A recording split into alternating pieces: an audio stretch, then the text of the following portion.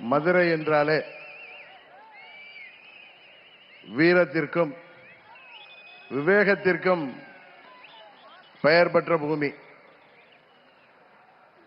மதுரை என்றாலே நமக்கு பாண்டிய மன்னர்களும் தமிழ் சங்கங்களும் தான் நினைவிலே வரும். எப்பேற்பட்ட மதுரை மாநகரிலே இன்றைக்கு நம்மோடு மாண்புமிகு பிரதமர் அவர்கள் சித்திரை திருவிழா போன்ற இந்த மாபெரும் மக்கள் கூட்டத்திலே கலந்து கொண்டிருக்கின்றார்கள். மதுரை என்றாலே புரட்சி தலைவர் எம்ஜிஆர் அவர்கள் நடித்த மதுரை மீட்ட சுந்தரபாண்டியன் ஞாபகத்திற்கு வரும். மதுரை மீட்ட சுந்தரபாண்டியன் அவர்கள் அடிமைப்பட்டு கிடந்த மதுரை பாண்டிய நாட்டை மீட்டெடுத்து கிட்டத்தட்ட 1200 ஆண்டுகளுக்கு முன்பு ஆட்சியை நிறுவினார்.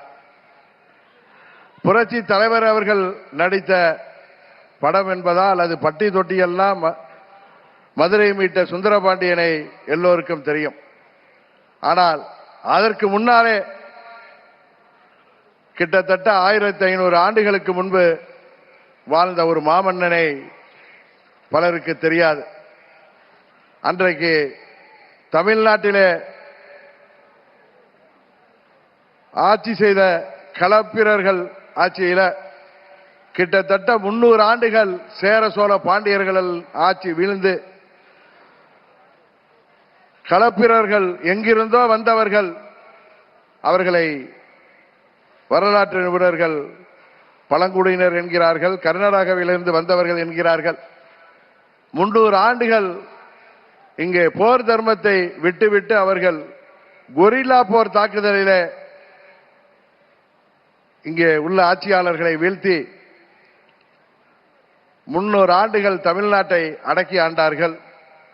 அந்த காலம் இருண்ட காலம் என்று வரலாற்றிலே சொல்லப்படுகிறது. அந்த இருண்ட காலத்தை, அந்த களப்பிரர்களை முறியடித்து மதுரை தேசத்தை மீட்டெடுத்த ஒரு மாபெரும் வீரர் கடுங்கோன் பாண்டியன். அந்த கடுங்கோன் பாண்டியனாக நமது பாரத பிரதமர் அவர்கள் இங்கே நம்மோடு அமர்ந்திருக்கின்றார். அன்றைக்கு கடுங்கோன் பாண்டியன் அவர்களுக்கு பல்வேறு தளபதிகளும் போர் வீரர்களும் அவரோடு சேர்ந்து போரிட்டு மதுரை மீட்டார்கள். அதுபோல இன்றைக்கு தமிழ்நாட்டிலே ஒரு இருண்ட ஆட்சியை, ஒரு மக்கள் விரும்பாத ஆட்சியை, எங்கும் கொலை, எங்கும் ஊழல், எதிலும் ஊழல் என்று தமிழ்நாட்டிலே சட்டம் ஒழுங்கு இருக்கிறதா என்று அனைவரும் பயந்து கொண்டிருக்கின்ற ஒரு ஆட்சியை, கொலை கொள்ளை, 2 வயது பெண் குழந்தையிலிருந்து வயது முதிர்ந்த மூதாட்டி வரை இன்றைக்கு பாதுகாப்பு இல்லாத ஒரு ஆட்சியை, எங்கும் போதை, பட்டி தொட்டியெல்லாம் போதை என்று மாணவர்களும் இளைஞர்களும் பாதிக்கப்பட்டிருக்கின்ற ஒரு ஆட்சியில ஊழலை தவிர வேற ஒன்றும் இல்லை என்று இங்கே மக்கள் வருந்துகின்ற ஒரு ஆட்சியில, இன்னும் சொல்ல போனால் அனைத்து நிலை மனிதர்களும், அனைத்து நிலை மக்களும், விவசாயிகள் முதற்கொண்டு அனைத்து நிலை மக்களும் தெருவிற்கு வந்து போராடுகின்ற, தேர்தல் வாக்குறுதிகளை எல்லாம் நிறைவேற்றாத இந்த இருண்ட திமுக ஆட்சியை வீழ்த்துவதற்கு மாண்புமிகு பிரதமர் அவர்களுக்கு உறுதுணையாக நமது அனைத்து இந்திய அண்ணா திராவிட முன்னேற்ற கழகத்தின் பொதுச் செயலாளரும் எதிர்க்கட்சி தலைவருமாகிய மாண்புமிகு அண்ணன் இபிஎஸ் அவர்களும், பாட்டாளி மக்கள் கட்சியின் தலைவரும் முன்னாள் மத்திய அமைச்சருமாகிய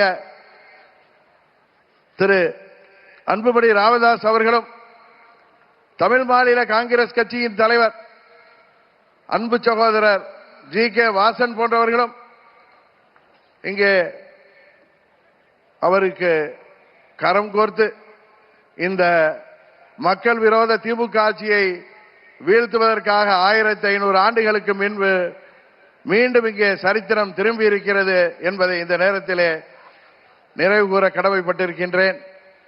இன்னும் சொல்ல போனால் இன்றைக்கு இந்த திமுக ஆட்சியில எத்தனையோ ஊழல்கள், எத்தனையோ முறைகேடுகள் அவர்களால் மறைக்கப்பட்டாலும் அவையெல்லாம் இன்றைக்கு ஊடகங்கள் மூலம் வெளிவந்து கொண்டுதான் இருக்கின்றன என்பது எல்லோருக்கும் தெரியும்.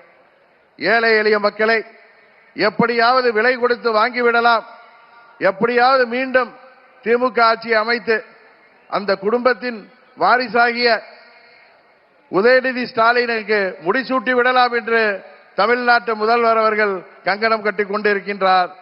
ஆனால் இந்த களப்பிரர் ஆட்சி போன்ற தமிழகத்தின் இருண்ட ஆட்சியாக விளங்குகின்ற திமுக ஆட்சியை உறுதியாக தேசிய ஜனநாயக கூட்டணி வெற்றி பெறும், அந்த திமுக கூட்டணி ஆட்சியை முடிவுக்கு கொண்டு வருவோம் என்று சொல்லி நாம் அனைவரும் ஒற்றுமையுடன் வருகின்ற தேர்தலிலே 234 தொகுதிகளிலும் நமது கூட்டணி வேட்பாளர்கள் வெற்றி பெற உழைத்திட வேண்டுமாய் பணிவன்போடு கேட்டு விடைபெறுகிறேன். நன்றி, வணக்கம்.